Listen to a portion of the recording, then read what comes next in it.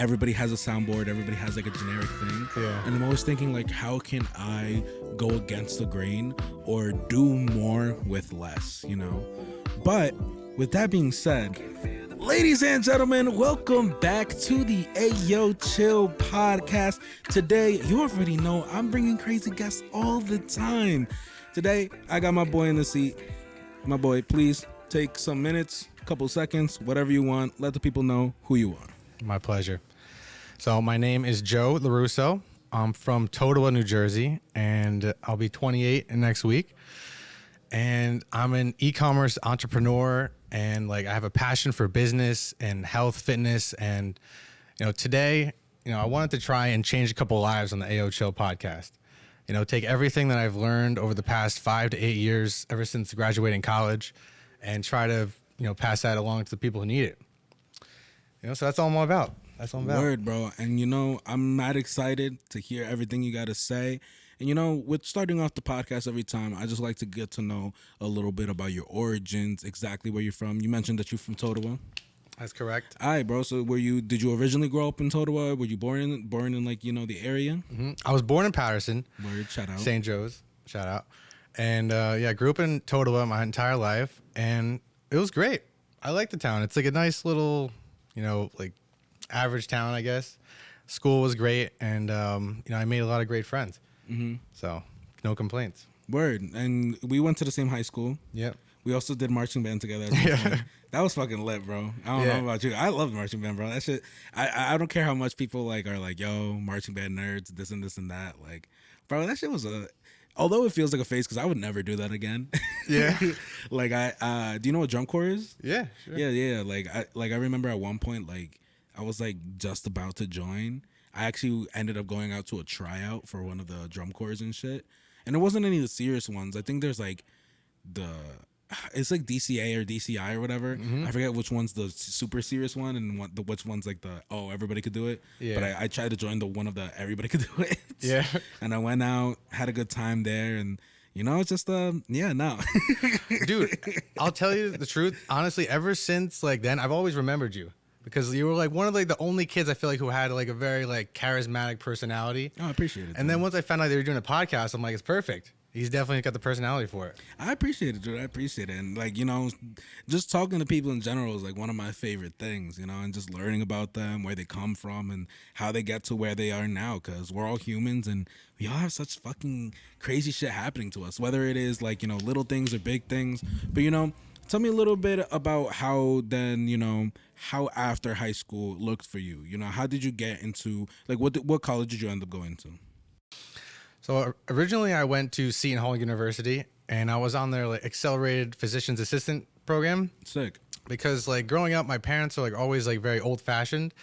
And so they're like, oh, you're going to go to a good school and get, a good job. You're going to like either be a doctor or accountant, lawyer, one of those things. Mm-hmm. And then obviously work for 40 years and then retire on your 401k, all that stuff.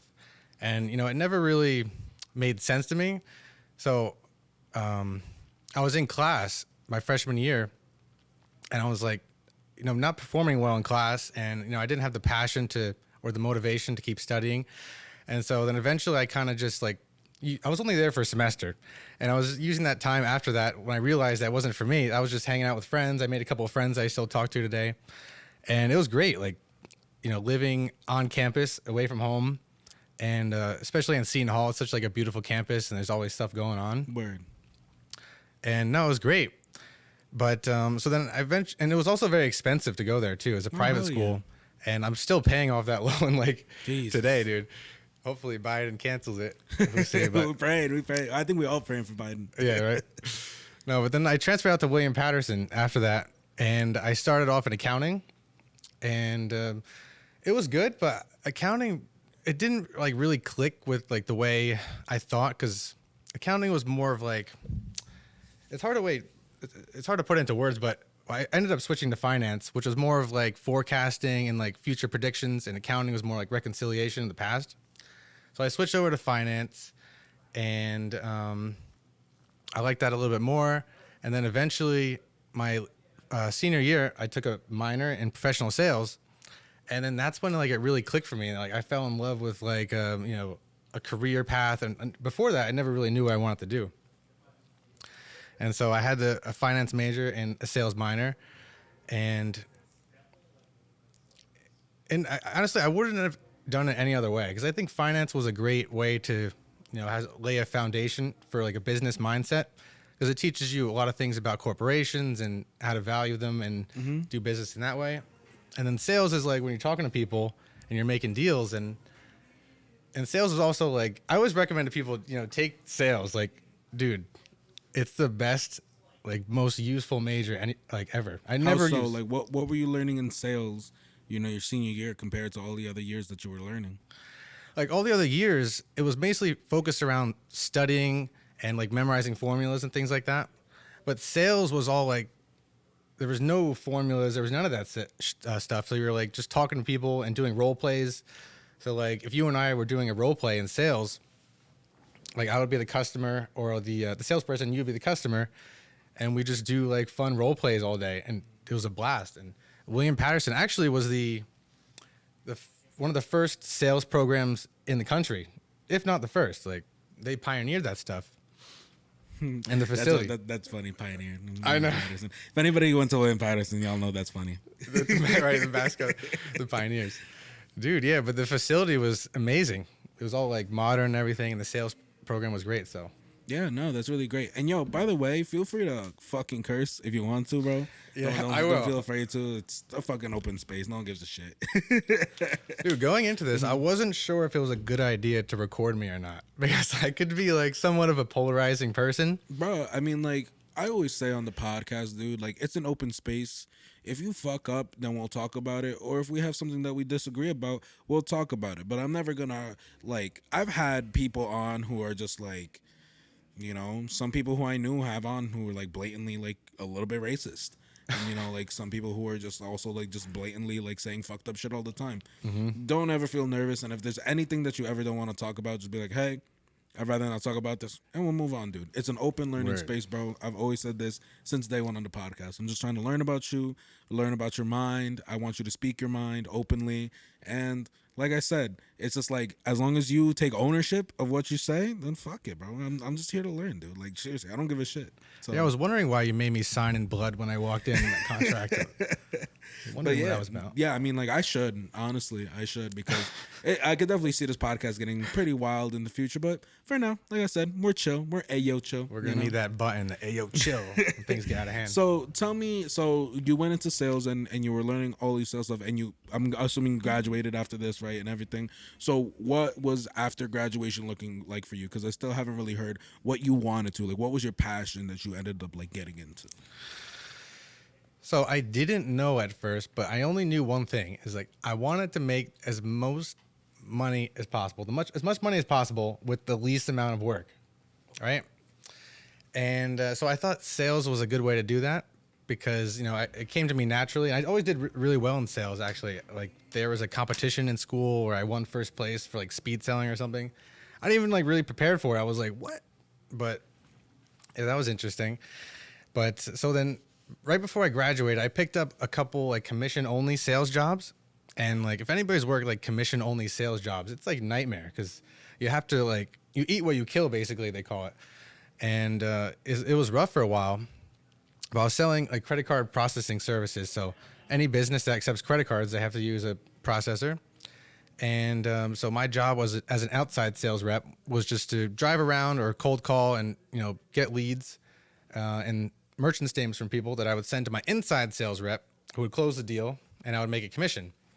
But after like months of like cold calling and driving around trying to get leads, like I didn't really close many deals, and I was bringing all these big leads and everything. So I eventually got discouraged. And then I was still working as a waiter at the time. So then I started picking up more shifts as a waiter, trying to like pick up more, make more money. And, I was just working. I was working so much, and I never had any time to, learn a new skill or anything like that. And then so eventually I quit that job, and I started working selling like digital marketing services and websites at an agency, marketing agency in Little Falls. And it was funny how I got that job because when I was little, there was a place in Wayne, New Jersey called Cyber Connection. Word. And it was like a gaming cafe basically. And they had like 50 computers there and you pay by the hour just to play games that you would at home. Oh, no way. But you were like with your friends and like they had this massive like 16-person beanbag chair in the middle with like a bunch of TVs around it. And we would just play like Halo. And it's not there anymore? No, dude, they closed down because it was ran by kids basically. Like the guy was older who owned it, but he wasn't there much and he was letting like younger kids run it and they eventually drained capital from the business and they went under. And I found him on LinkedIn. I saw that he was doing digital marketing. And I was like, all right, I'm going to call him up and see if he needs like a sales guy. And I went down to his office in Little Falls and like we hit it off right away. And he wanted me to come in for another commission only sales job. And that was like interesting because that was like the point where I realized that digital marketing was like the future and like the way to go. And to me, it sort of felt like sales, but on autopilot. Because instead of like going around and like pushing for the sale, trying to hunt down that sale, digital marketing is all about like setting up like a trap basically, and you're luring people in, and it does all the work for you. Yeah. So I like eventually I found like a passion for that, and I picked up the phone on my first call and I got an appointment, and so I was like, and it was funny like I was like I hung up the phone. I was like, oh shit, like I made a sale or like I made an appointment. And so how was that call like, for example? Can you describe to me like how that call goes, or how do you even like start to even pitch a sale? So you'd find the business. I think it was like a service business who they did like kitchens or like something like that, like in-home renovations. And I found their website and you just analyze the website and you find ways that you can help them. And I called them up, and actually it was somebody that I met at the restaurant that I worked at. So I sort of had a little bit of rapport with him, and I just said like, "Hey man, we can do a website for you, and make it a lot easier and all these things." Like, I don't know, they have their own pitch that they sell people on, but if you think about it, it wasn't really a good business model because you're selling one website that costs like $3,000 to $5,000. A lot of businesses don't have that money, or they're reluctant to do that, and so like the sales cycle was very long. And, that taught me something too about business because, there's a saying, it's like the fast nickel is always better than the slower dime. And so, you'd rather make a bunch of nickels very fast than, a dime here and there. Yeah. So that's one of like the principles that, is so great about e-commerce. And, so talk to me a little bit about now getting into e-commerce. So, you talked about making your first sale in e-commerce, right? So how did that blossom into what you're doing like now? Dude, sorry I'm like all over the place. That's like how my brain works, bro. You're like, I don't even know. Sometimes it's like a blender without the top off, and like it goes everywhere. But yeah, it's okay, bro. Take your time, tastes man. good, bro. Yeah, it's a good smoothie. Yeah, even though it's everywhere. But so your question was, how do you get how did you get to like what you're doing today? Because you said in the journey, the part of the journey that we left off, we were talking about how you made your first like sale. You know what I mean? E-commerce sale. So how did that move into like building bigger? You know what I mean? Yeah. So after the digital marketing job, I wanted to dive a little bit more into e-commerce because I had a friend in high school who had an Amazon business, and he was basically selling brand name products. Like he would go to Costco.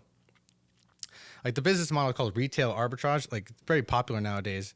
But you would go to like Costco or something like that, where they have like 5-10% off, lower prices, and you'd sell it online, make a small margin. And he was like flipping stuff like that. And eventually he grew it to like a $1 million a month business. And I didn't know that till later, but I always knew that he was making tons of money and had all these nice cars and like a bunch of free time because I wanted to make a lot of money with not a lot of time.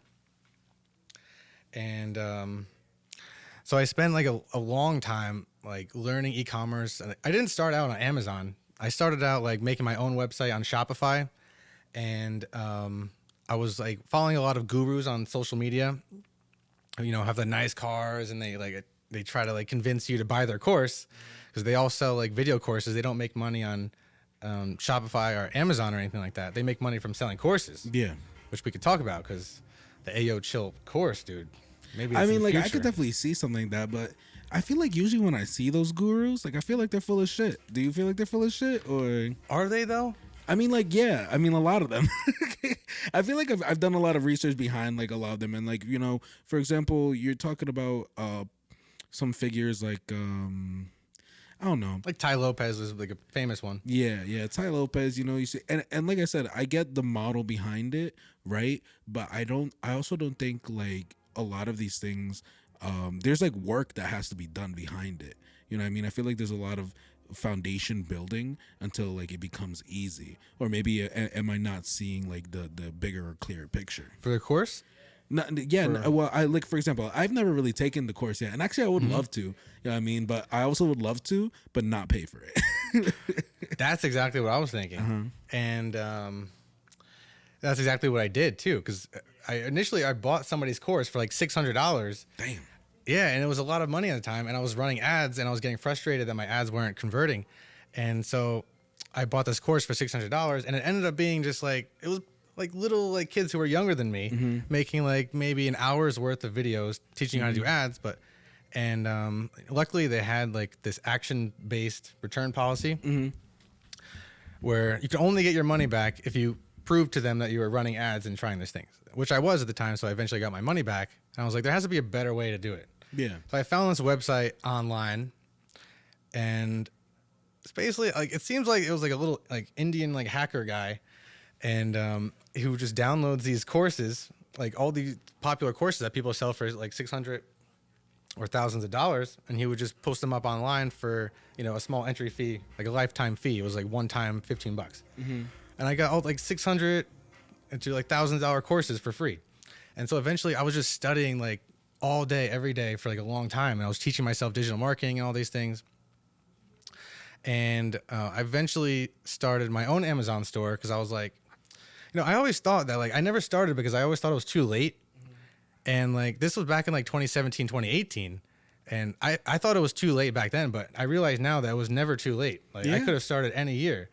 And that was one of the biggest things that I realized is that it's never too, the best time to plant a tree is 20 years ago or today. I've heard that a lot. That's one of my favorite things. Talk to me about then the opening of your Amazon store. Like, talk to me like step by step, like how that goes and like how you actually make money off of that. So you have to set up your Amazon store, and there's a $40 a month charge to have it open. And you basically, the business model from there is to find products that you want to sell.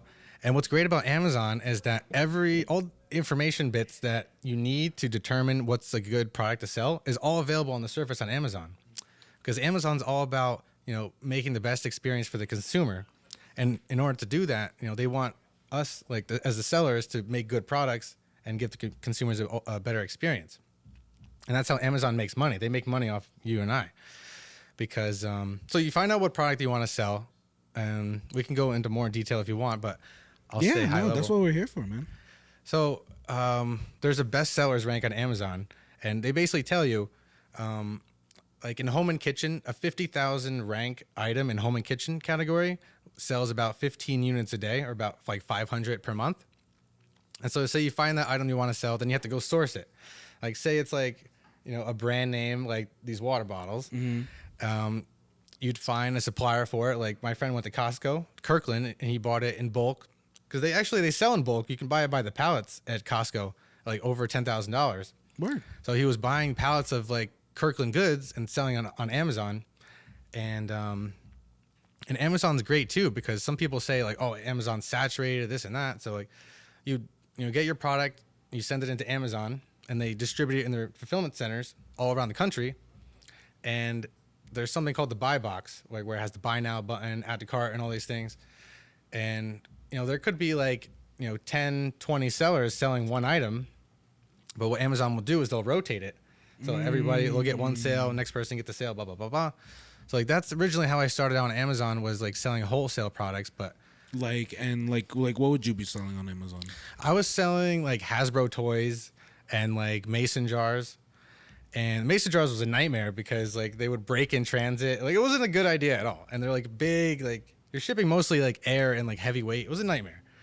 But I was selling the toys, and the toys, the Hasbro toys, as soon as I sent them like in stock, like the competition lowered their price, and so I wasn't profitable at that point. I started making sales right away, but it wasn't profitable because the other sellers undercut you, and so that was like the major problem.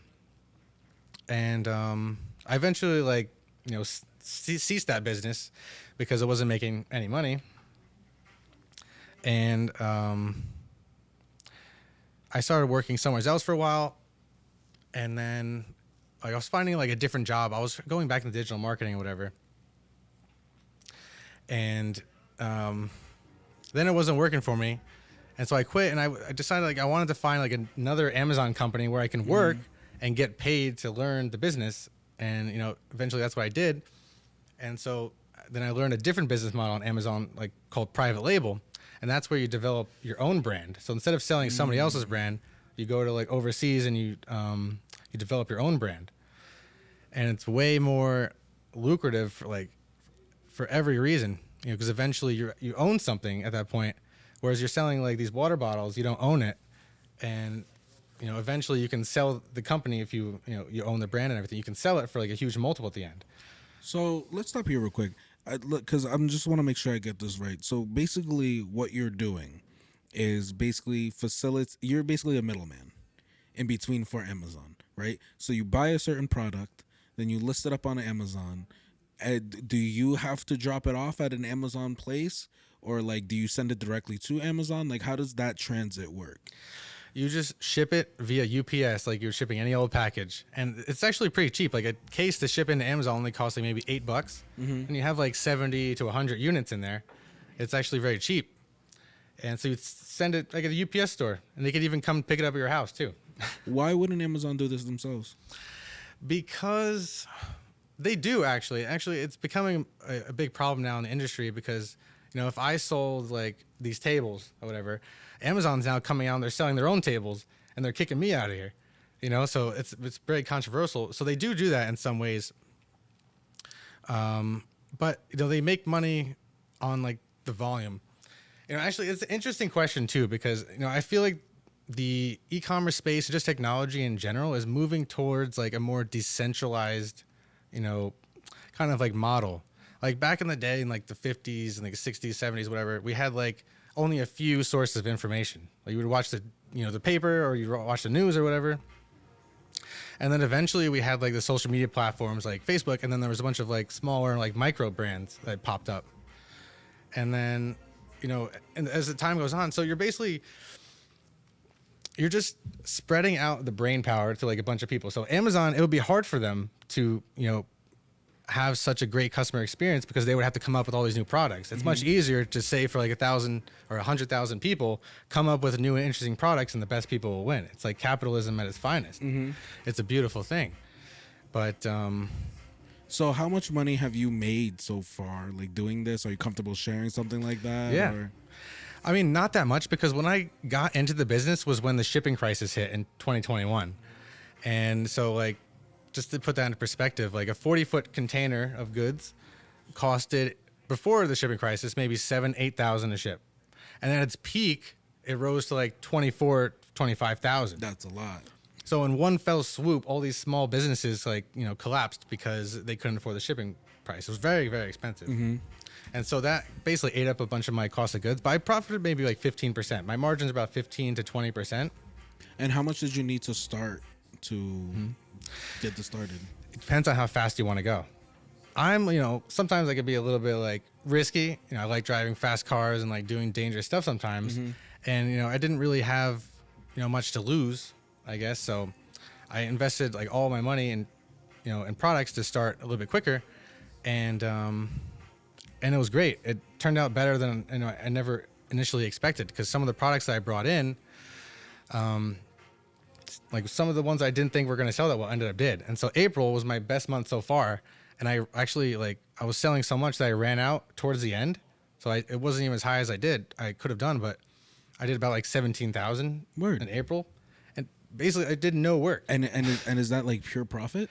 No. I get about 60% of that. So Amazon, like they take a fulfillment fee for shipping the order, which depends on the size, and then they take 15% of the sale price. So it works out to being like 40% of the product cost. So I get about 60%, and then subtract like cost of goods and advertising, I end up with like 15-20%.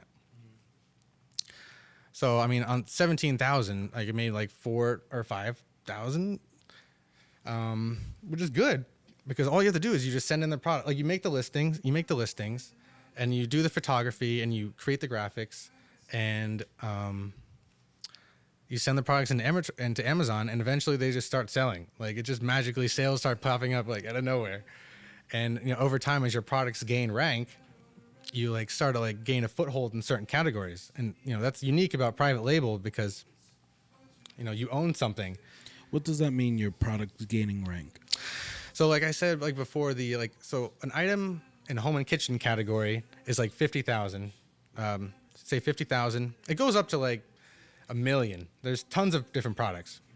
So over time, as you make more sales, and so like if somebody searches in like camera equipment, and you sell this tripod here, and so the people searching for camera equipment and they buy your product, now you're going to start ranking for camera equipment because people are converting on that keyword. And so over time, your product gets like thousands of reviews, and you sort of like are untouchable in a sense because any competitor is going to come in with no reviews. They ain't going to sell anything. But unless this is where the differentiation comes in, and that's why Amazon wants us to do it, because we're going to think of creative ways to bring the customers more value. And maybe we'll throw in a carrying case with that, and we'll sell it for the same price. And so now all of a sudden, like, they're going to buy yours because you come with the carrying case. It's the same exact stuff. Everybody makes their products from the same factories in China. Like, that's the funny part about it is like, and Amazon's unique too because, when I was doing Shopify, like I would have to drive traffic to the store on Facebook. And so effectively you're turning cold traffic into hot traffic. People who aren't looking for something, you kind of have to convince them, to click on your listing and buy your stuff. But on Amazon, people are typically always searching for stuff. So there's like high buyer intent. And so just by selling on Amazon, you're going to start making sales that way because people are always like willing to buy. And so what are the top things that you feel like people are buying right now?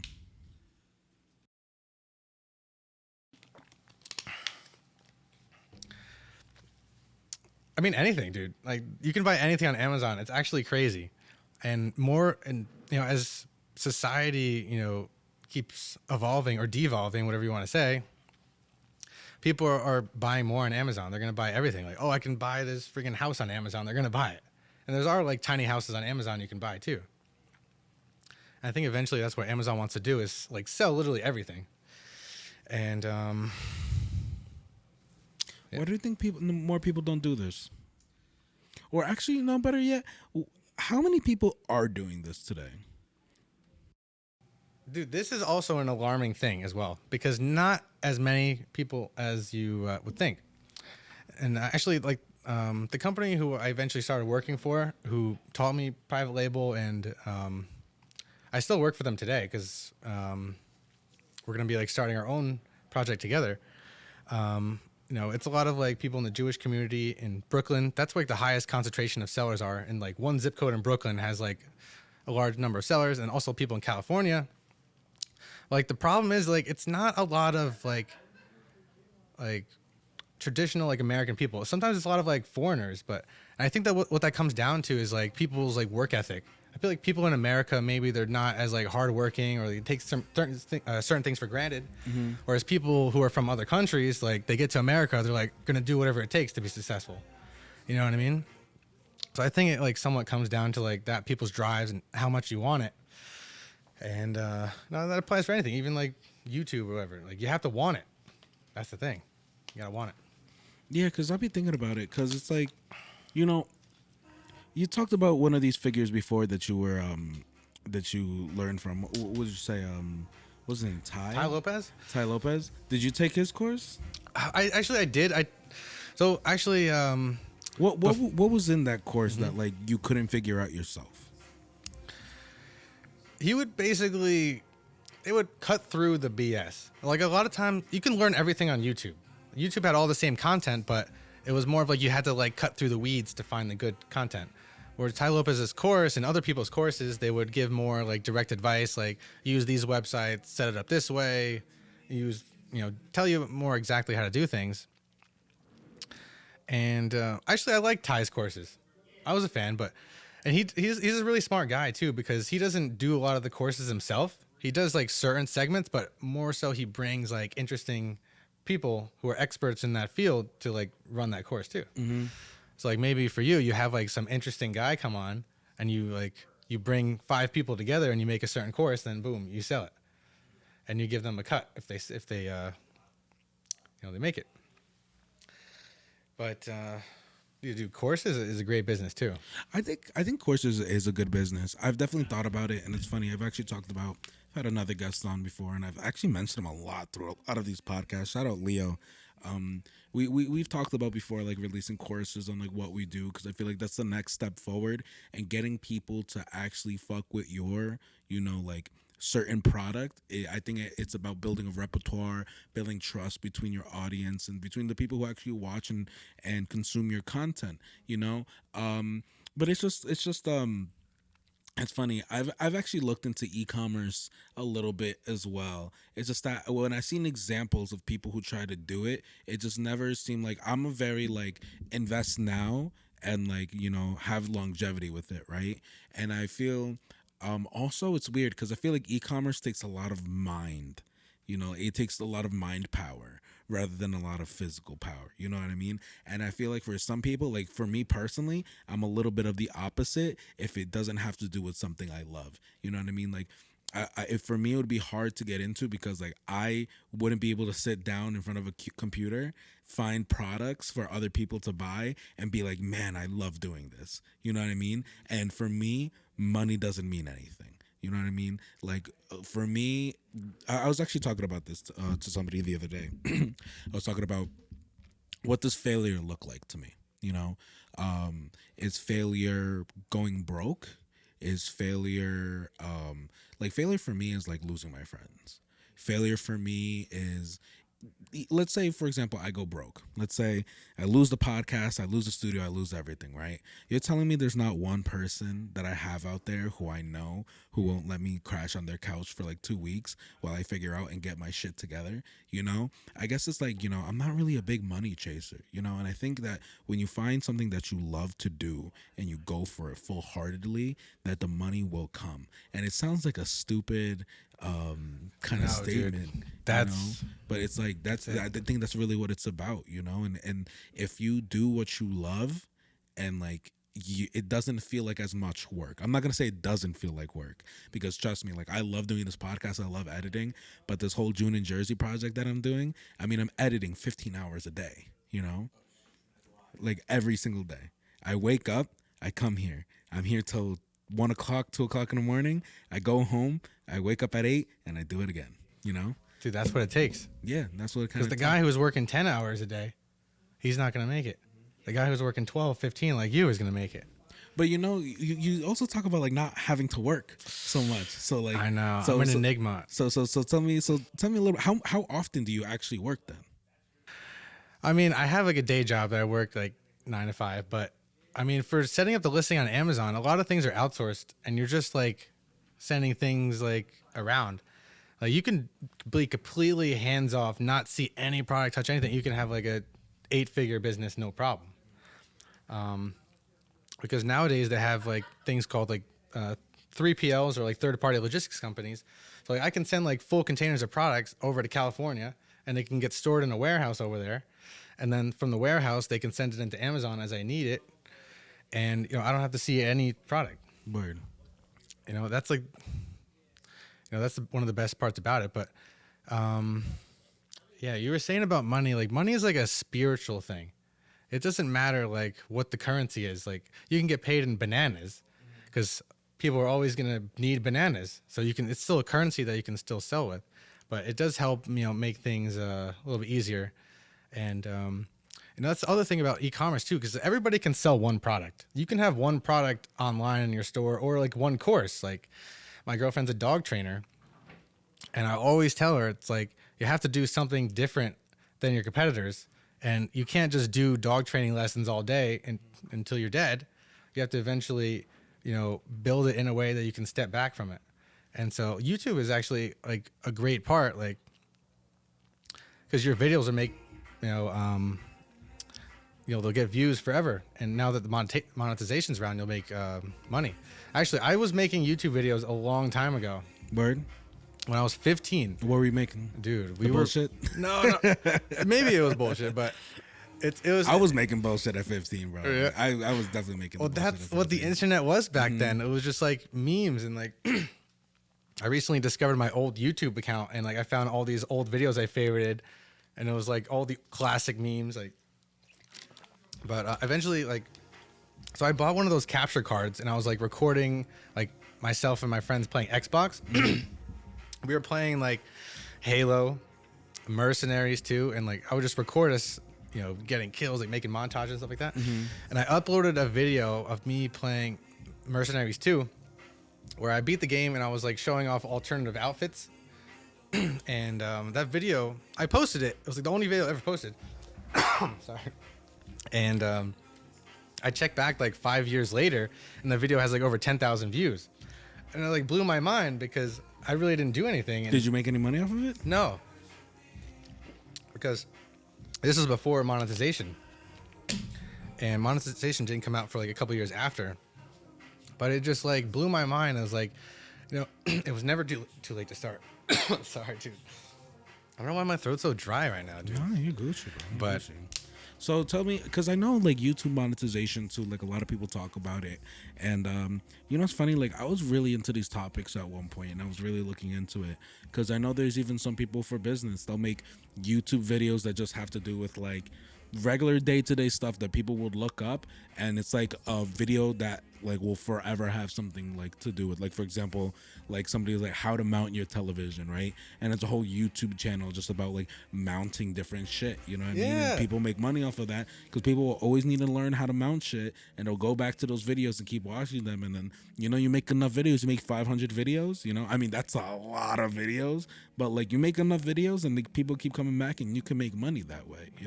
And that's for like a 5-6 minute video. Yeah. If you're doing like an hour-long podcast like you are, you could fit a lot more ads in there. Yeah. And what's weird? I haven't really looked at like even getting any ads or any let's say like sponsors yet, just because like I feel like I'm still working at my own craft, and I definitely want to make sure like I want to be picky with the people that I work with. You know what I mean? Like I said, for me, it's like it's not about the money. And it's hard for people to hear that a lot of the times because my side hustles are fucking wild. Like I do everything, dude. Like I do a lot to support what I do today. Like I talk about the 15 hours of editing here, you know what I mean? On top of that, like I'll add on like, another like working like in the morning, cutting somebody's lawn or fixing somebody's house, getting paid in cash, and like figuring it the fuck out, you know what I mean? Because like I said, like I hold a high standard to myself and not letting money dictate the way that I run my shit, and it's like little by little, I mean, you chip away at it little by little, and hopefully I'll get to a point where I'll get to choose what kind of sponsor I want, controlling the show, but like they'll more be like, oh, can we please get on, rather than me be like, hey, I need money, can you please support what I do, please have faith in me. It's like, no, I have faith in myself. Everybody has NordVPN. Yeah, everybody has NordVPN. Oh, there's actually funny enough, I'll talk about them because they're great, and I've always like supported what they do, and I hope they sponsor me one day. But they're called Back Market, and they sell like used computers, gear, cell phones, watches at a crazy low price. With a guarantee, with a year guarantee. I know I sound like a fucking commercial right now, but like that's how much I fucking love them. Like it's crazy. Like I do love them a lot, and I use them to like buy like my family cell phones out in Peru and stuff. Because like you get like for example, you get like a brand new iPhone or something. Like they have like levels of like, oh, like this one's like, I forgot, on a scale of 1 to 10, it's like good, excellent, or pristine and shit. And they come with a year warranty, so it's like that, and a free year warranty too. So it's like, what's the catch? There's no catch. Swear to Sign God, me up. because it's weird because you use something and you think there's a fucking catch, right? Yeah. Like, oh, like it's bullshit. I actually bought. I'm not wearing it right now, but I bought an Apple Watch through them, and I was just like, yo, this is gonna be some bullshit. And I actually bought the cheapest version. Like I was like, it was like in poor condition, right? I guess the catch is it doesn't come in its original box. Okay, that makes Maybe sense. maybe that's the catch. But I opened it up. It's legit. Put it on. It was in poor condition. That shit was in great condition. No scratches, no nothing. Put it on, and I still have it to this day. And it's been like 2 years now. Wow, And it works dude, that's perfectly. And I bought it. I think it was like the Apple Watch is like, I don't know. That one specifically is like the Series 3. I think at the time it was like it was like five, almost $600. I think I bought it for like 150 to 200. Some It's crazy called back shit. what? Back market. Back market. And they refurbish like everything too, so it's good for the planet. Isn't it sound crazy? What? It sounds crazy. Dude, that sounds dope. You gotta get a sponsorship from them. Yeah, I hope so, bro. I hope that little like plug there, like that was the first time I've ever talked about them like anyway too. So it's like, Yeah. no, but I think it's like finding sponsors is a tough game too, and I think also deciding what kind of sponsorship. Do you know about like like things like that, like asking sponsors for like a certain deal or anything like that? Because I know there's a difference between getting sponsored than also getting an affiliate link, right? And it's actually funny. I had a model here the other day who was talking about affiliate links, and affiliate links being like, oh, like if anybody like if I was working with a company, like I would set it be like, hey, get 10% off using AO Chill, like the code Yeah. or whatever, and then I get a percentage of that sale rather than they're paying me directly for speaking about their company. Yeah. Do you have any thoughts on that? Yes, there's something it's for Amazon affiliate. So you can put all of your camera equipment, everything you have, you can put an affiliate link to Amazon, and so whenever somebody clicks on it, anything that they buy within 24 hours, you get commission on it. So it's not even like you're reaching out to like a random company for it. It's like stuff that you actually use, like your camera or whatever. You can put an affiliate link to Amazon, and that's how people make a lot of money. Like you'll see like there's a channel I like on YouTube, Linus Tech Tips. Like he posts like affiliate links. Actually, I watch him. Yeah, Dude. Linus. Yeah, dude, everybody has like affiliate links. That's like one of the first places I'd start is affiliate links. And then there's another website called ClickBank, and like ClickBank has like companies can go put their product on there and create like an affiliate offer about it, and then you can choose. And that's actually like an interesting business model too, because no, that was like before e-commerce was super big, like Amazon.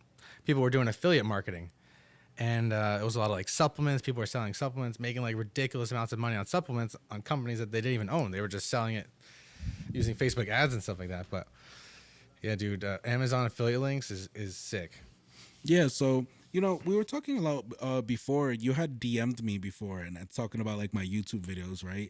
And talking about what I forgot the term you were talking about, SEO. Yes, bro, the search engine optimization. Talk to me about that. Bro, it gets me excited just thinking about it. But dude, it's basically just because when you post a video on YouTube or even a website, Google has to crawl it with their things to know what it's about so they can show it to relevant audiences. And they can't look at your thumbnail and know if it's good or not. They can't look at your video itself to see if it's good or not. They can only look at your title, your description, and any hashtags or whatever you use on there. So like, yeah, I would optimize like the title. Like for us, like you'd say like Ayoo Chill number whatever, and Joe Lorusso, and then like how to build an e-commerce business, like, and I want to talk about like fitness too. So you could say like how to get 6-pack abs while building $1 million business. Mm-hmm. That's like a clickbaity title. It is things that we're going to talk about, but it gets people to click. And then typically you would have like a high converting thumbnail, and so that's how Google knows if it's good or not. If people are clicking through it, compared to other like similar videos, and then the watch time, and then are they clicking through to your channel? Are they watching more videos? And the past couple of days, that's what I was doing. I was watching some videos, left it going. So you should be monetized by now, aren't you? I am not, because there is a certain I don't want to say standard. I actually was a social media manager at one point, mm-hmm. and so I was managing this one guy who actually had on the podcast, Father Lou. Actually, yeah, I'm a social media I wouldn't say a manager now, but I'd say it's more of a consultant, social media consultant. And yeah, with him, we were talking about because he puts out so much Does he content, like really? a ridiculous amount of content.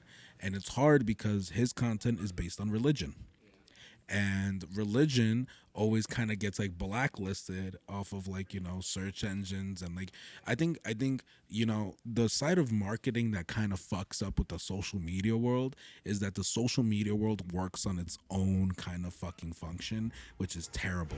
Like when it comes to Instagram, what hashtags are getting popping, what certain pictures will get you like like more popping comparative to like if you put something a little bit sleazy, like the Instagram algorithm might see that and be like, oh, that's a sleazy picture, we're just not going to promote it. But you'll never know if it's really affecting your business because you just have to go by the numbers. But this is based on a lot of people just like putting down their experiences and like how they feel comparatively.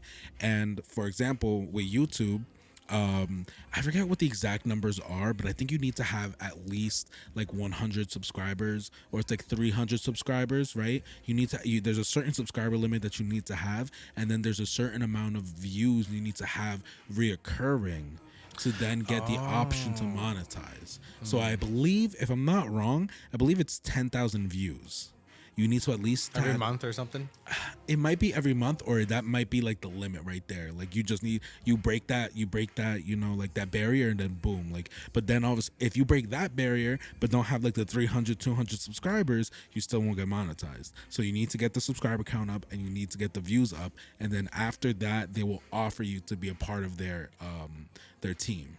Oh, they have to offer and like reach out to you or something, like you apply or something. Yeah. Like, So, so I think it's a mixture of like, I don't know. I guess I could talk to you about my strategy and you could tell me what you think about it, right? So, like, my strategy based on like the whole June and Jersey project was a mixture of two things. One, I love it, by the way. thank you, thank you. I appreciate it. Like, Perfect. it's all about getting people. Well, number one, I think Jersey is slept on. Number one, I think artists are slept on in Jersey. I think businesses are slept on in Jersey, and Jersey's just hated on like ridiculous. Dude, they call it the armpit of America. Yeah, fuck that, bro. Like I'm in love with this state, and I don't give a fuck what anybody else says. And a lot of people are like, "Yo, I want to leave Jersey. I want to go to Cali. I want to go to somewhere warmer." And I get that, bro. The winters here in the Northeast, they're rough, and especially this past winter. This shit was long as fuck, yo. Did feel really long. It was didn't a it? long winter, dude. And into spring, dude. Like, it was like the first day of spring, and we were still hitting like 50s out there. You know what I mean? So, I think that's. That was that. Felt like Oh, we're in a I World think War that's II I video think game. that's a tattoo shop upstairs. Oh, But yeah, sometimes they're fucking wild. Out there.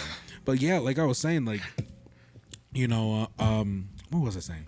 Yeah, so like my whole idea with June in Jersey too was just like to get number one, focus on a certain topic. Focus on a certain topic and focus on a certain group of people that I could reach out to, because I didn't want to reach out too much, and my content is already sporadic as it is. I'm not literally just focused on music. I'm not just focused on entrepreneurship. I'm not just focused on a certain topic, so that makes my job super hard. And podcasts that actually do that successfully, there's very little. But to me, how much competition do I have? probably a lot. I mean, honestly, not a No? lot. I don't Oh, have a from- lot. I mean, if you're thinking about specifically from Jersey, podcasters in Jersey, I have heard about a total of 4, Really? Okay. which include one that I went on his. Shout out Sully Bob. I love Sully Bob. Sully Bob is a podcaster out from like northwest Jersey, almost like near the Allentown area, and he runs a podcast from his garage. He has like a little studio on the second floor of his garage, and it's great. you go. He's killing it, bro. I always say he's the number 1 podcast in Jersey. I'm the number 2. As soon as he moves out of Jersey, if he ever decides to, I'll take that number 1 spot. But he's number 1 till I die. You know what I mean? Or at least until he leaves Jersey. But there's him, there's me, there's the Garden State podcast. I believe they call themselves the Garden State podcast, and they're more of like a news podcast where it's 2 guys, and they just talk about things that are happening in Jersey. Like, for example, I don't know if you heard, this kid was building like a 10-foot hole in the sand with his sister, and it collapsed in on them, What? and he died.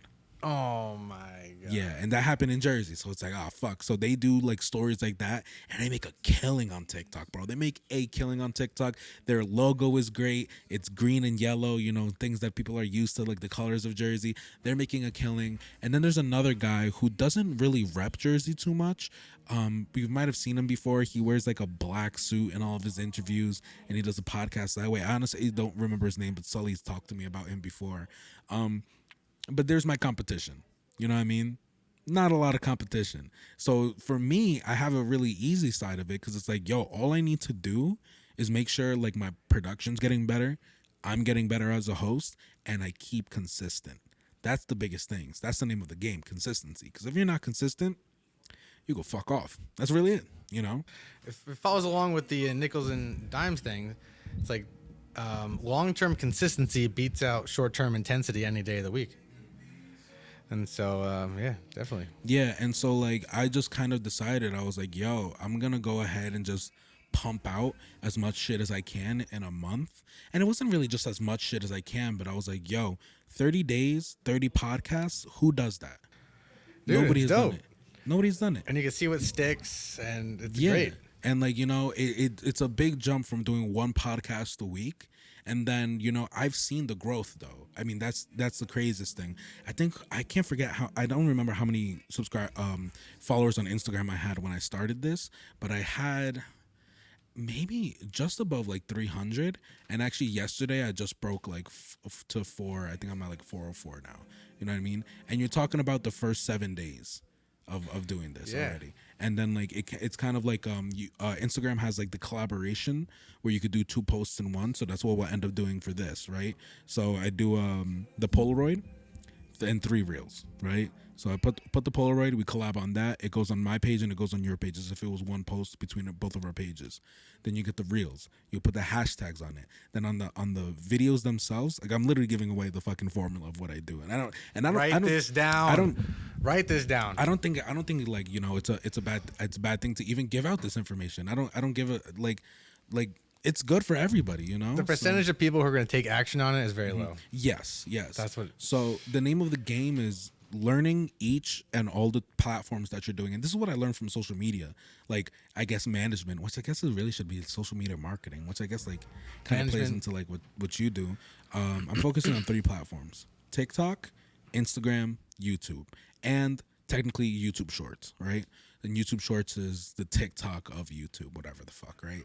And all the name of the game is putting up reels, putting up TikToks, putting the popular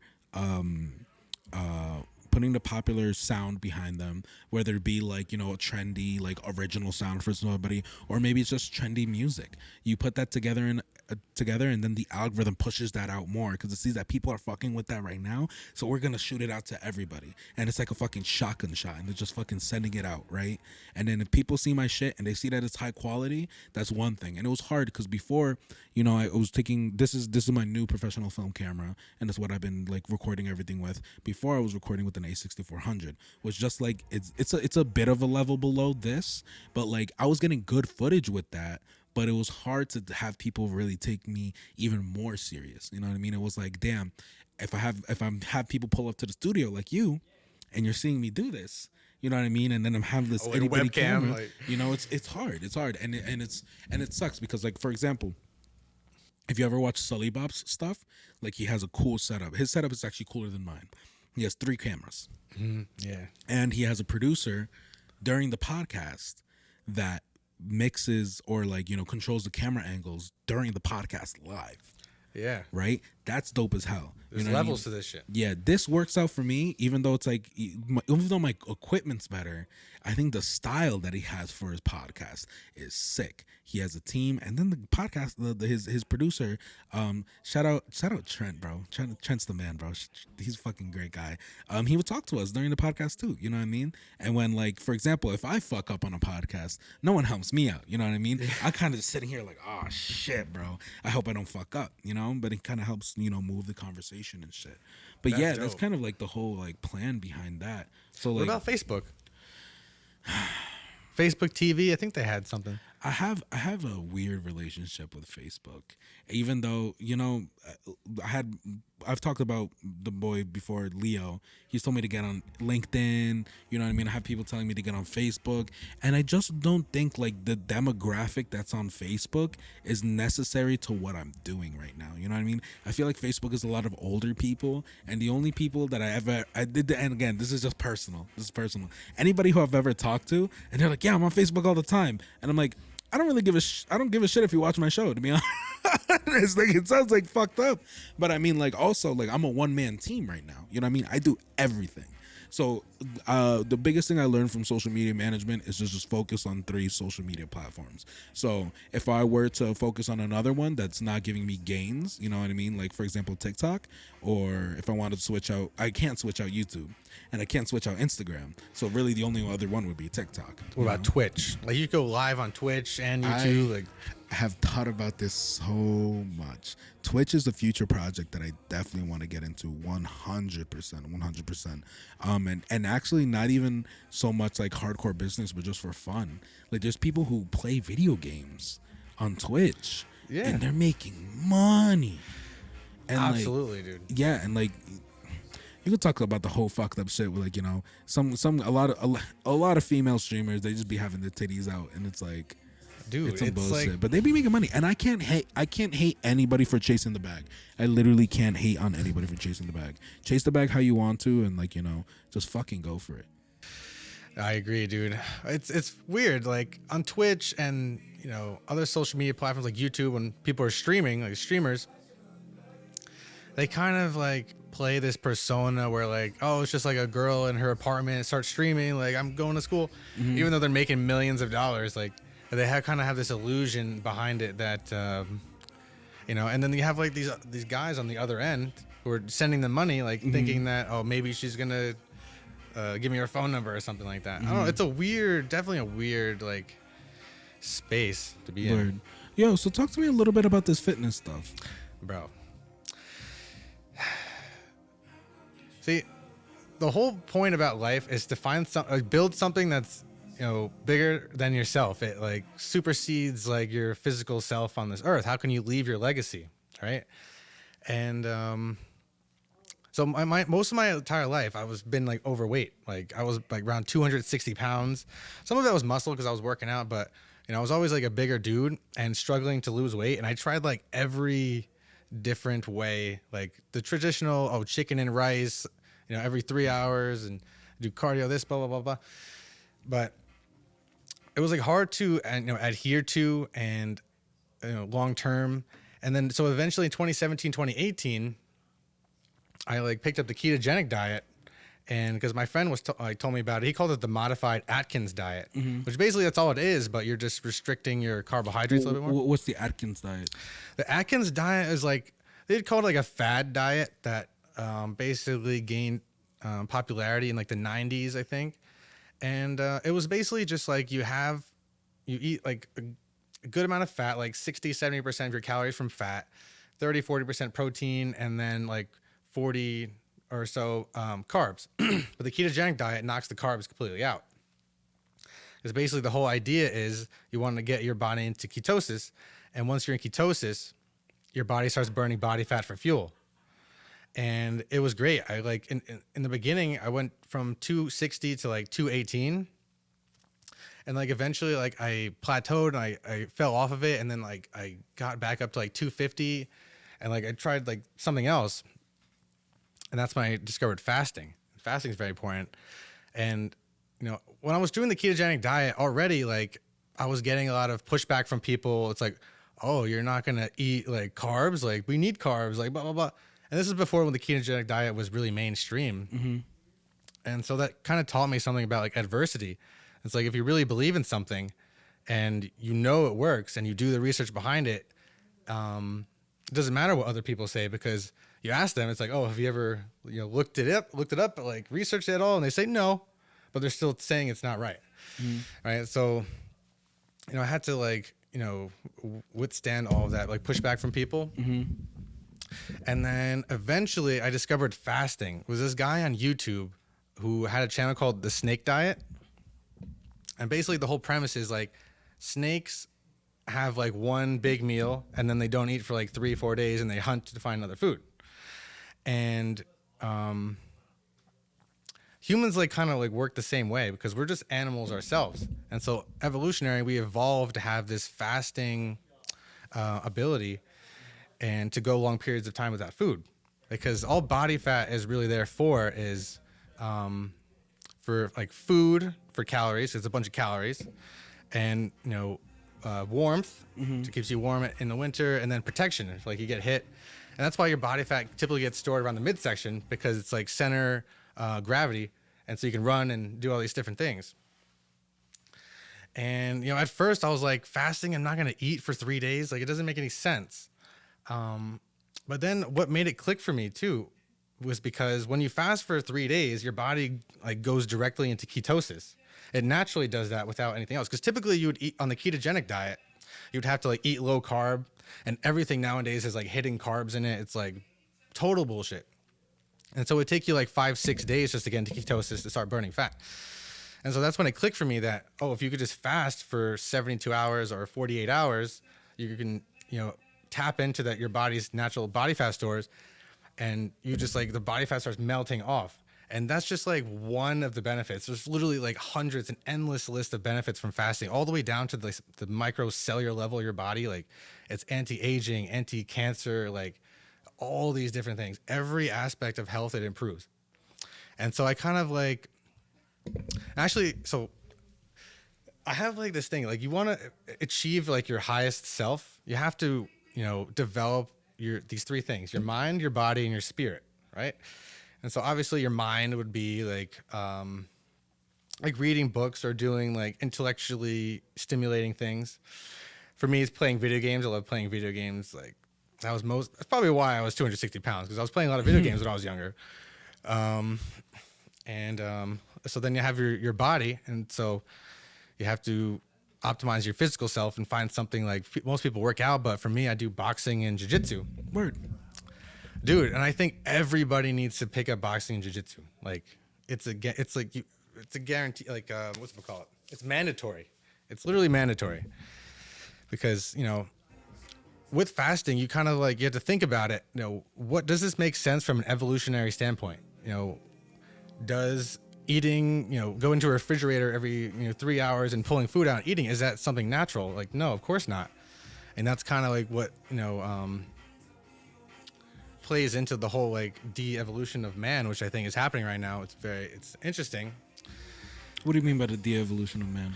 Dude, because like over time you think about our like natural evolutionary trajectory was like going up linearly, and in the past like 100 years it's just been like an explosion of like diseases, like heart diseases and like diabetes and like all these different diseases. Like you can look at charts that like track about how prevalent these diseases were over time, and it's just over time they keep going crazy, like up.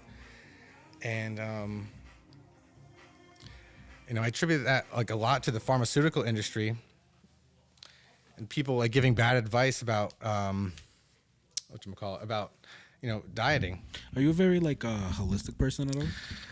Yeah, I mean, dude, there's no reason why if like somebody should go to the doctor and say like, oh, this hurts or whatever, and they give you a pill to fix it. It doesn't really, I'd rather fix it through fasting, and fasting, fixes a lot of things. And I think that's like one of the biggest things is like why there's so much like disinformation or misinformation or whatever around it, is because these pharmaceutical companies and doctors don't make any money for if you cure everything with fasting. Like the group I'm in with the snake diet, there's people who like have like really bad psoriasis, like they have like bunch of different skin issues, cancer, even some people, and a lot of those things get cured.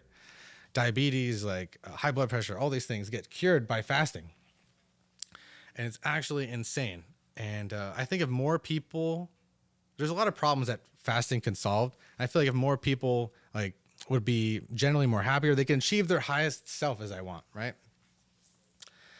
And I think fasting is interesting. I did intermittent fasting before, and I did see results. And to be honest, I've been thinking about it even recently, because I have gotten chunky. I've gotten chunky the past couple months, just doing so much work and getting here and sitting down and doing all this editing. That's it. Like, because most people live a sedentary life. Yeah, it's hard to escape that, especially if you work at a computer. But you gotta get a standing desk. I do have standing desk, and I do be standing sometimes while I'm editing and stuff. But even doing that, you know, like sometimes I'll be standing and I'm like, why am I not sitting? I know, right? Dude, but it's crazy though. Like that's what I'm all about. These little like tiny tricks that you can like make in your life that'll bring you massive results. Like standing desk is one. You can burn actually like 200, 300, 400 calories a day just by standing all day. No way. I swear to God. Like if you ever stand, like, because when I was a waiter, I was on my feet all day, and that's probably why I lost as much weight as I did. So how much did you weigh before you started your weight loss journey? Dude, I was like 260, and then I went down to like maybe 218, and then That's a lot. Yeah, it is a lot. How long was the time period? I don't know, like maybe like 6 to 8 months.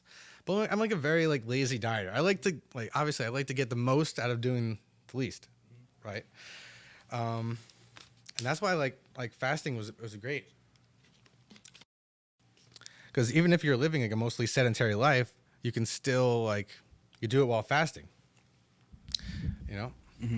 So I was 260, went down to 220. I'm like 215 to 220 now, but I've been working out, so I guess I have a little bit more muscle. But it's like a battle like everybody else is fighting. But what it comes down to is just you gotta like set your life up. What works for you? You gotta set your life up in a way where you don't even have to try to start losing weight. Be more active, like stand all day. Just that one simple change, you don't have to change the rest of your life, and now you're getting more down to that deficit.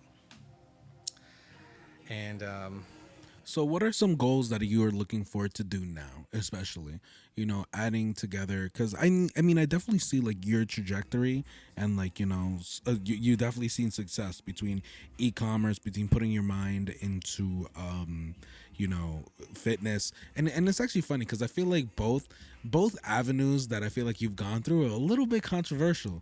You know what I mean? When you talk about the guy who you talked about before, the gurus and stuff, and getting into that. And you know what? I can't knock you on the fasting stuff because I've done it myself and I have seen results. And I do get really interested into Joe Rogan, for example. He talks about the carnivore diet, right? I've definitely thought about it. Have you actually heard about this guy called the Liver King?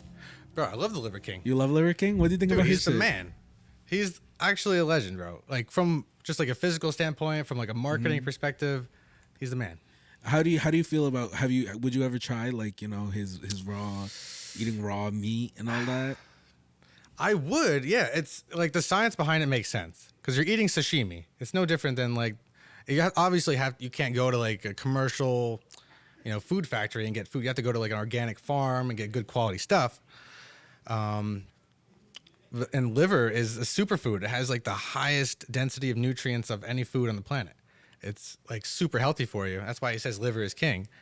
But I'd try it. Why, do you got something back here? Nah, We got liver for you. I fucking wish, bro, because I was checking into the podcast too, and I was just like, I had to listen to his podcast on Impulsive. Yeah, with, Impulsive. Logan Paul. I watched that one. Yeah, I watched it too, and I watched the whole thing, and I was just like, but it's weird because like for me, it's like common sense that like if the majority of people aren't doing it, or majority of people have tried it, it's like a double-edged sword. You know what I mean? Because it's like, listen. Just because not a lot of people do it doesn't not mean it's not revolutionary, because there's a bunch of people who have done stuff before everybody else, and then it becomes a revolution and then everybody's on it, right? Same thing that happened, like, for example, I'm very sure when it came to intermittent fasting, even though it's a thing that's been done for so long, generation, whatever, fuck, but it just became a fad now. A lot of people were against it, but a lot of people are seeing results, right? But with this Liver King shit, bro, it's just like his body is different. And there's other things, and like I said, I hate being like, not that I hate being the Joe Rogan stan, but like when Joe Rogan says, and he sees like bodybuilders and people who fight professionally do this shit, right? And it's like, why, if fighters aren't doing it, you know what I mean? And They are. Carnivore diet?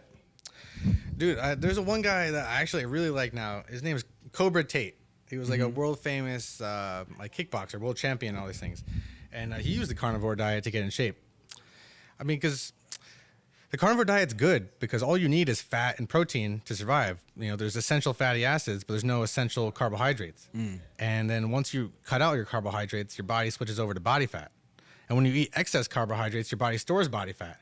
So it almost makes sense that like your body was meant to tap into that natural thing. And the other thing like that the Liver King talks about is like your body's natural feast and famine cycle. And this was like another like major light bulb moment for fasting too, because when you're eating, your body is in an anabolic state, and your body's like building and growing, all these things. And then the opposite of that is a catabolic state, where your body is, breaking down and like repairing and all these things. So your body was meant to go from like anabolic, catabolic, anabolic, kind of like the sun goes up, sun goes down. Mm-hmm. It's like the light goes on, off. It's like humans are diurnal. Like it kind of makes sense. Like that's how our bodies work. And what was I talking about? Yeah. So No, yeah, you're talking about how humans are. I forget the that feast word. and famine Yeah, cycle, feast and bro. famine cycle. Yeah, dude. Like, so your body. This is one of the keys. Like, why there's so much disease today is because when your body is constantly in an anabolic state, people wake up at 7 a.m. They have their coffee with milk and sugar and all these things, and they snack during the day, and they eat dinner at like 7, 8 o'clock at night. And you're spiking your blood sugar all day, and every time you spike your blood sugar, your body releases insulin. Insulin is the like the storing hormone, and so you're going to store more fat that way, and you're going to become insulin resistant over time. So your body's not going to be able to bring your blood sugar down. Fasting fixes all that. So your natural feast and famine cycle. And so when you're in an anabolic state, every cell in your body is growing, and that includes cancer cells. And so when you go into the catabolic state and you're fasting, and you fast for like long periods of time, like 48 hours or 72 hours, there's something process called like cell autophagy.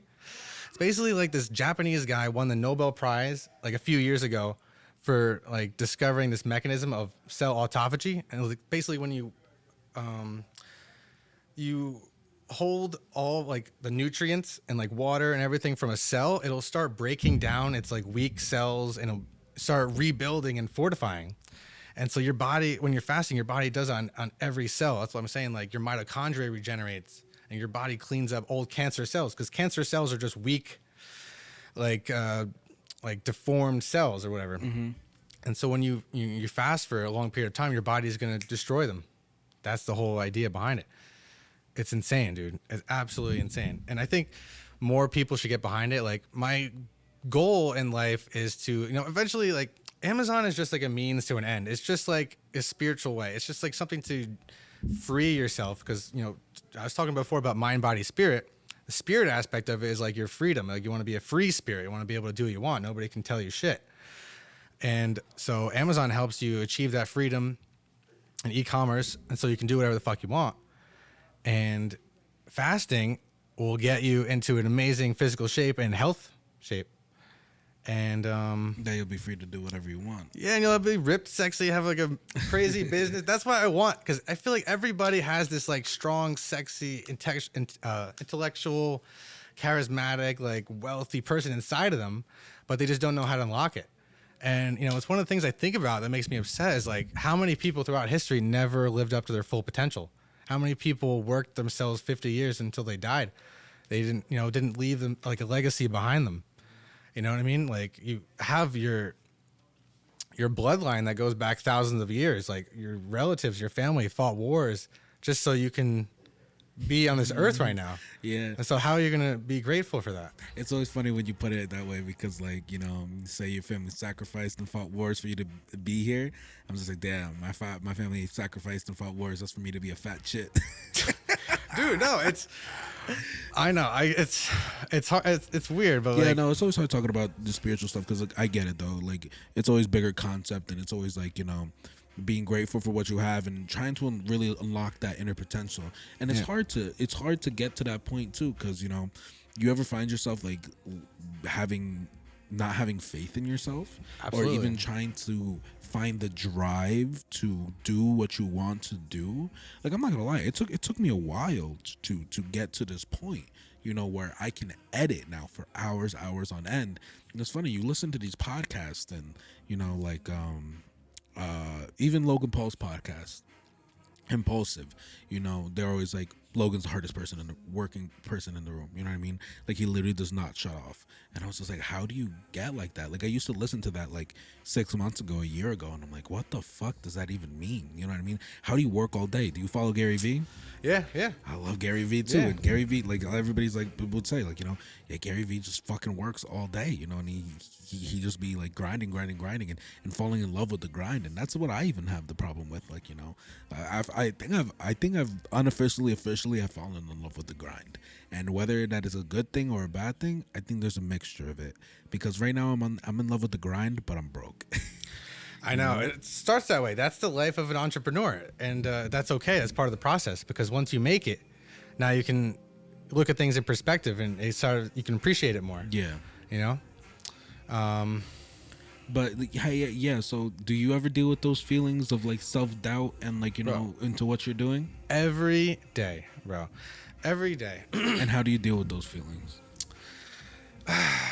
You just gotta like, you know, I'm a very logical person, so I try to like think about things logically. It's like, okay, maybe I shouldn't worry about this too much. You know, I could just do this. You know, and imagine like when I first started Amazon in 2017, 2018, you know, I was spending like 8 hours a day, like studying and learning.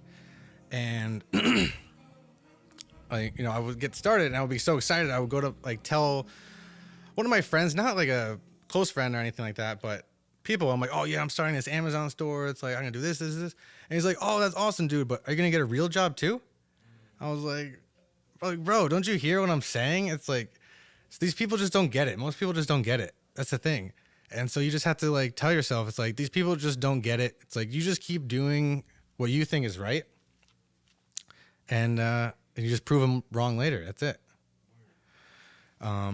You know, we're actually coming. I don't know how long you think we've been going, but we're actually coming pretty close to the end of the podcast. But I do have a couple more questions because I still kind of want to pick your brain at some things. You know, I rant like, dude, it's horrible. I rant over so much. No, it's cool, dude. It's cool. That's the whole point of the podcast, bro. It's the whole point. I'm sure there's a lot of things in here that people would get, that people will really fuck with and love, because I know there's definitely I have. So, what some advice do you have for people to go forward and get into e-commerce?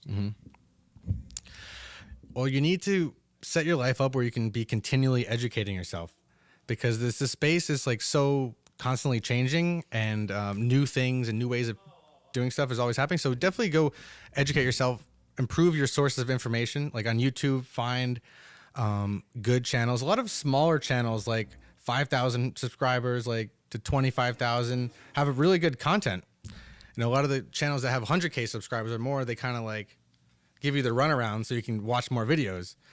So you definitely just, and I can give you the name of the website where you can download the courses for free. Yeah, It literally changed my life, bro. It's called eDollarEarn.com.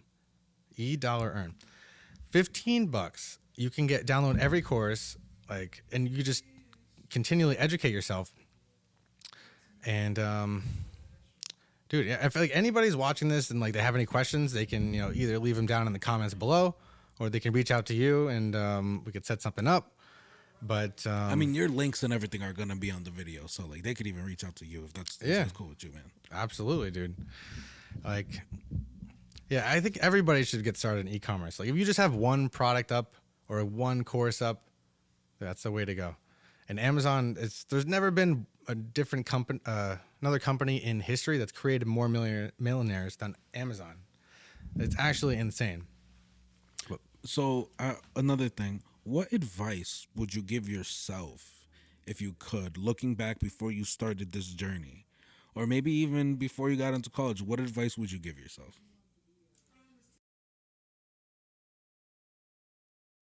I mean, a lot of the same stuff that I said, like, dude, like, you just gotta believe and you keep going. And, you know, like I said, like, learn with like YouTube, it's like, it's never too late to start.